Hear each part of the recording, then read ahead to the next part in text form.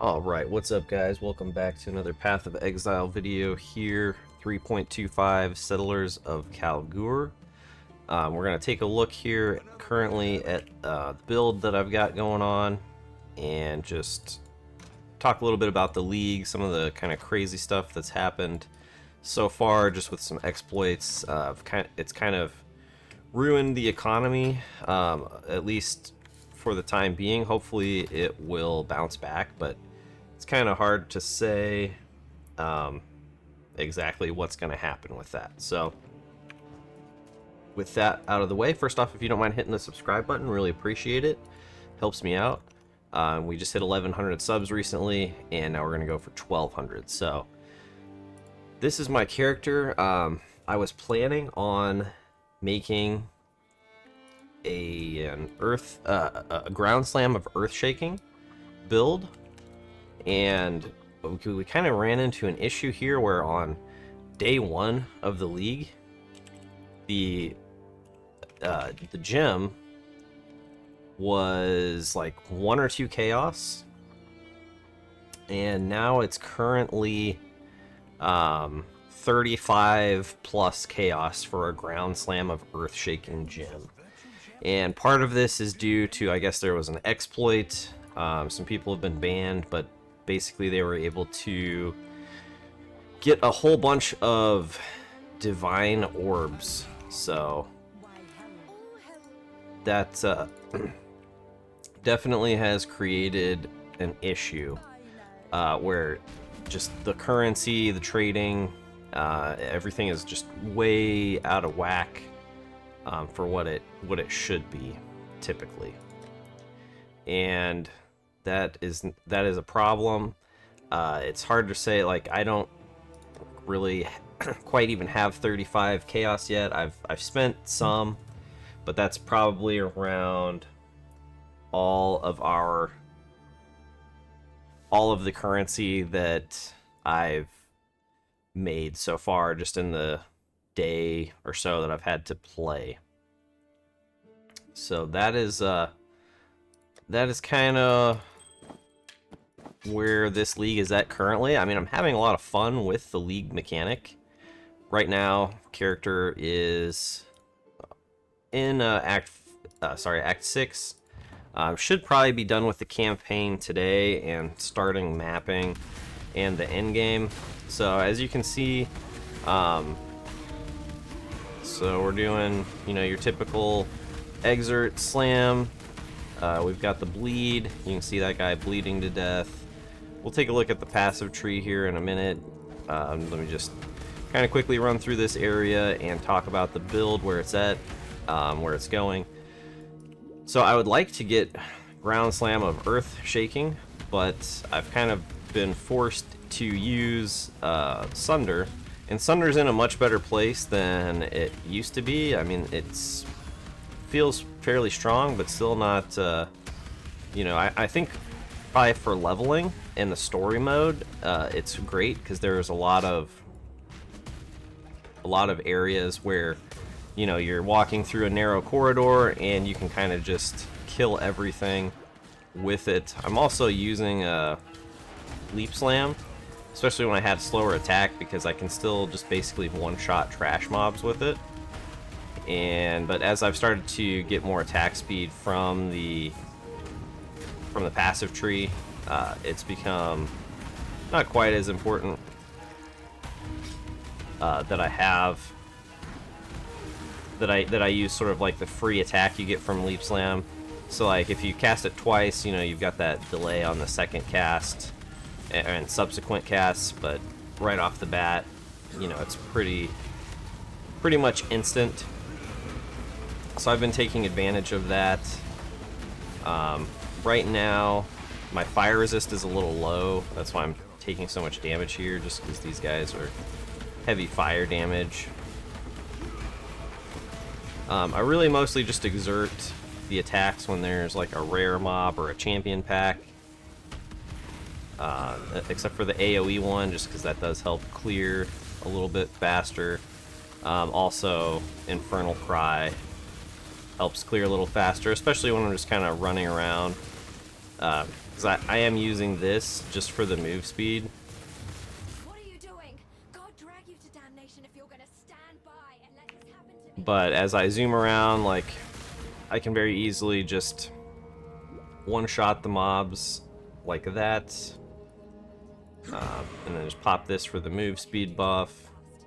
Helps me get through maps a little bit quicker. So now we will just take a quick look sort of at the gear and the passive. So currently still using Joffrey's Baptism, and this is like, what level do you need for this? It's very low. So this is a level 27 item. I would highly advise picking this up early on. Ultimately, I'd like to get a Marohi Urki, but it's kind of expensive right now. And you can kind of see how much bleed damage we're doing here. But yeah, so I picked up a Tidebreaker because the Tidebreakers were just very, very affordable at the moment. And after seeing what happened with the cost of ground slam of earth shaking, I figured I better go ahead and get one before potentially the price was to skyrocket on that as well. So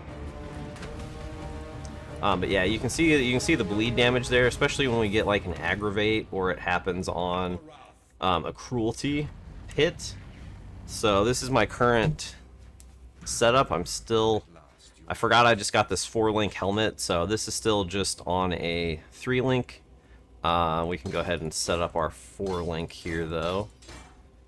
I believe I've got, let's see. I'll have to figure out what the 4th link is going to be, but obviously it's going to equate to more damage.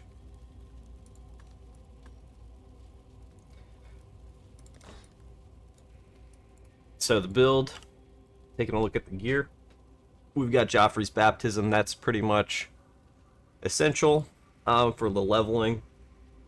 Especially as a league starter, it just makes it really easy.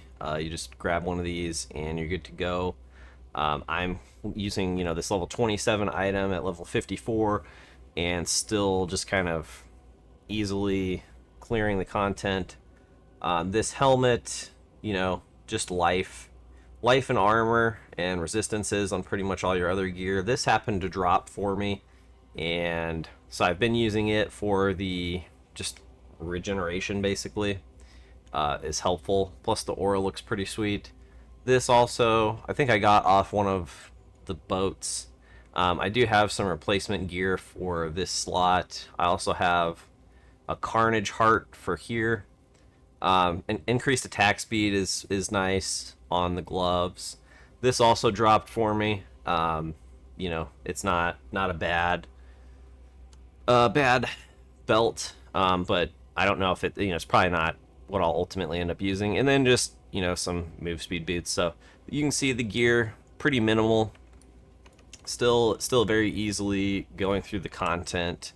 We'll take a look here at the passives. So I did decide to go with Chieftain. It was kind of a toss-up between Chieftain and Berserker. But is that even the right ascendancy? Let me double check.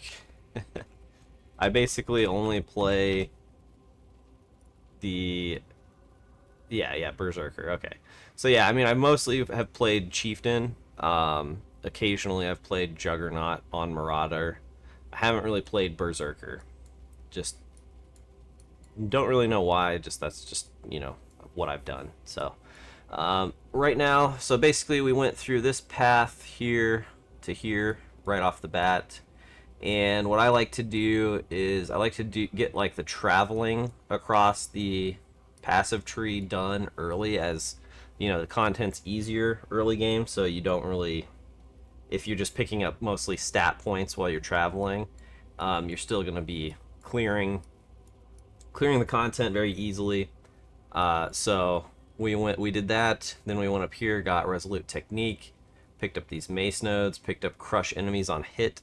So what that does is lowers their physical resistance, so that increases the bleed damage they take.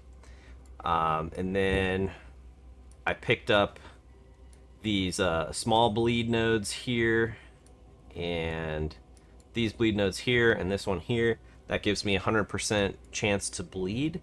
And then we picked up this just for the 10% chance to aggravate, as well as this 25% chance to aggravate bleeding when you hit with exerted attacks. And since I can basically hit with every attack as exerted, gives me a decent chance to aggravate the bleeding, which will, basically double or triple the amount of bleed damage that they're taking. So pretty solid nodes there. And the nice thing is that, once I get that good bleed hit on them, even if I'm having to move or reposition, it's still doing a lot of DPS. Picked up these Warcry nodes here. So Warcry speed is important when you have to do this many exerts. And then right now I'm picking up these recovery nodes for cooldown time reduction. So that should give us, a pretty good cooldown reduction for our Warcries. And then I'll also be picking up this node here just to get that extra exerted attack.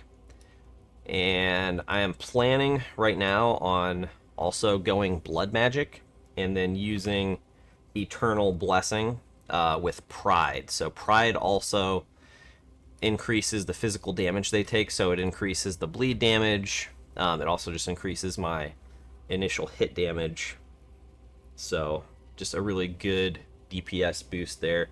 There's occasionally, even with this amulet that I have, with this huge boost to regeneration, I'm still running out of mana in a prolonged fight, or if I'm having to pop my Warcries, multiple times. So instead of heavily investing, because I don't think I'm going to have the points, instead of investing in like mana regen, mana leech, and trying to juggle that, because I really probably don't have the points and the stats to support really picking up another reservation like aura or skill. So I figured that just Blood Magic, it's going to completely solve that problem, and then with Eternal Blessing I can get Pride for free. And so I think that's just going to be the simplest solution. I've been thinking about picking up some Rage nodes, not 100% sure if I will. I picked up these nodes here. These are really efficient nodes because of the life leech that you get, and the increased leech per second. So I may also pick up this here, just because attack speed and leech is nice. Depending on, I'll probably pick up endurance charges. This new Chieftain Warcry passive is pretty sweet. So you get maximum power from your Warcries no matter how many enemies are there. So to me, that's fantastic. I'm also planning on picking up these here, probably when I get more into mapping and defenses are more important. So this will give me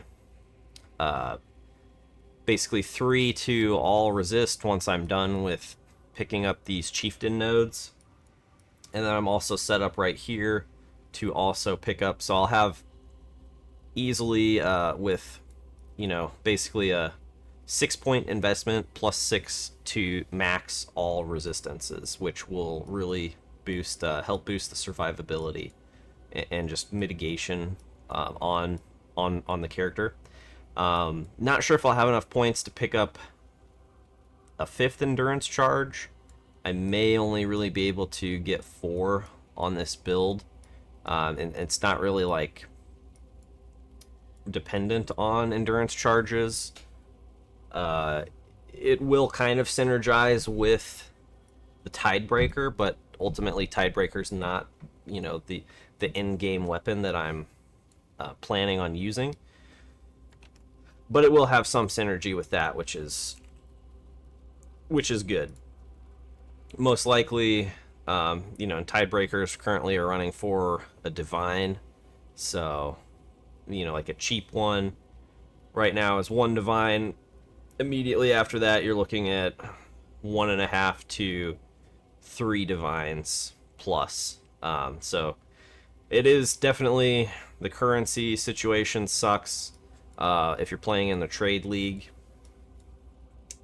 usually when I play Path of Exile, I tend to prefer to play in a trade league because the trading and the economy is a huge aspect of the game.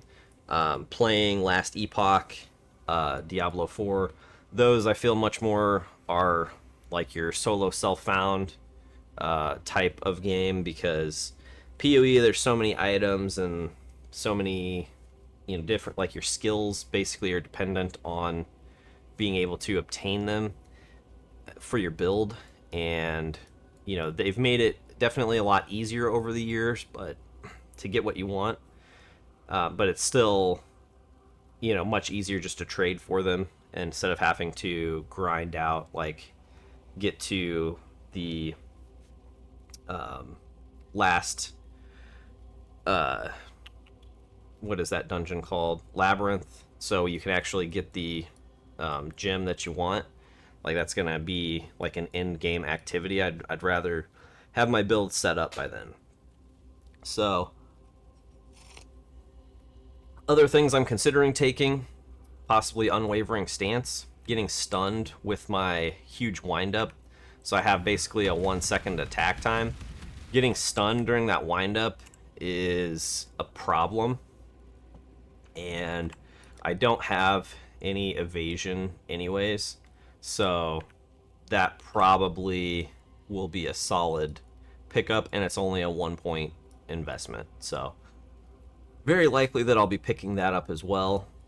I've thought possibly about picking up these just to get, you know, fortify on hit, but more likely what I'll do is, you know, I'm actually probably going to keep Leap Slam, and I don't really think it's a problem that it exerts my attacks right now, because I'm actually using it to clear trash, and so I am exerting it. You know, like if I do my Seismic Cry and my Infernal Cry, and then I'm using this for like move speed boost, like I don't really mind that it exerts the attacks because it lets me easily kill trash.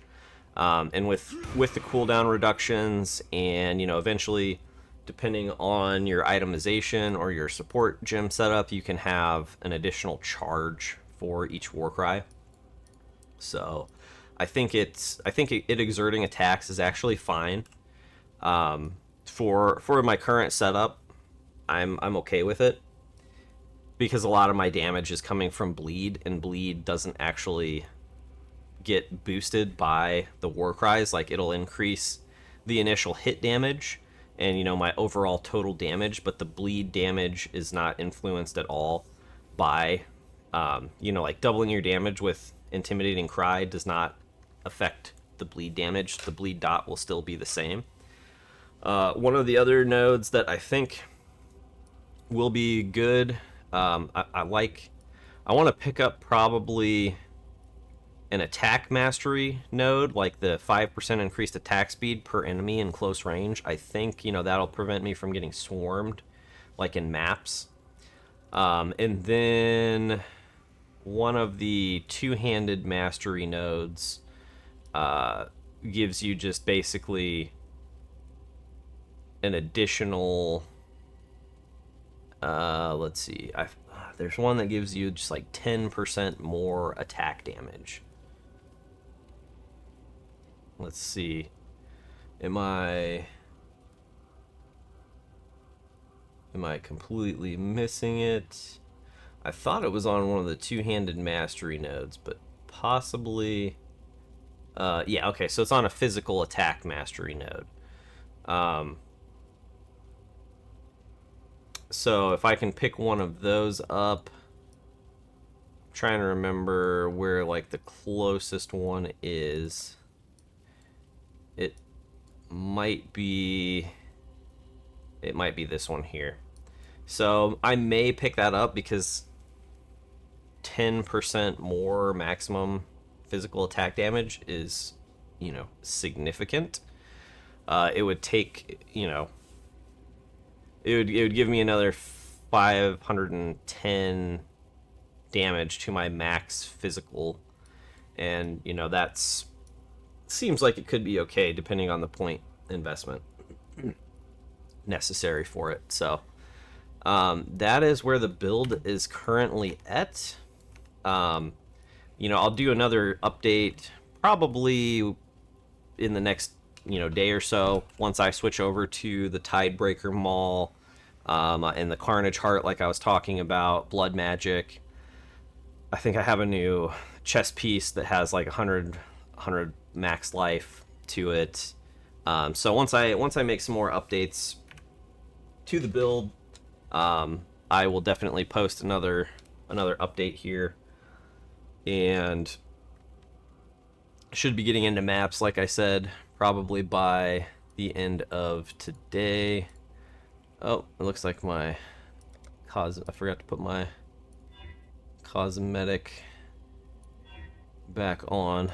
So yeah, that is where the build is at, guys. Thanks for tuning in, thanks for listening, thanks for watching, and remember to give them the D.